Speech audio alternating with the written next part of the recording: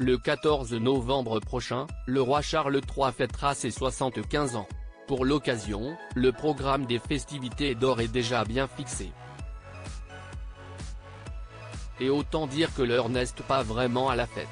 L'année 2023 est définitivement une année très importante pour Charles III, le fils aîné de la défunte reine Elisabeth II. En mai dernier, il est en effet devenu officiellement roi lors d'une cérémonie exceptionnelle au château de Windsor. Malgré des tensions familiales prégnantes, notamment avec Meghan Markle et son fils le prince Harry, la fête a battu son plein et a réuni l'ensemble de la famille royale. Mais cette année signe également le 75e anniversaire du monarque. Le 14 novembre prochain en effet, Charles III célébrera ses 3/4 de siècle.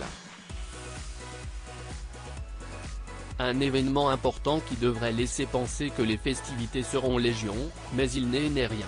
En effet, le mari de Camilla Parker Bowles sera particulièrement occupé à remplir ses fonctions royales en assistant à de nombreux événements officiels.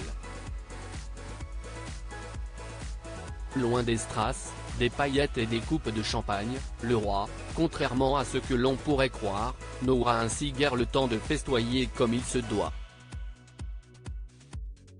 Meghan et Harry présents ? Sa tournée médiatique commencera ainsi le 13 novembre, il se rendra dans le comté du Gloucestershire pour rencontrer des personnes nées, comme lui, en 1948. Ensemble, ils devraient prendre le thé et assister au chant d'une chorale de rock locale. Le lendemain, jour J, Charles III célébrera les 75 ans du NHS, le système de santé britannique.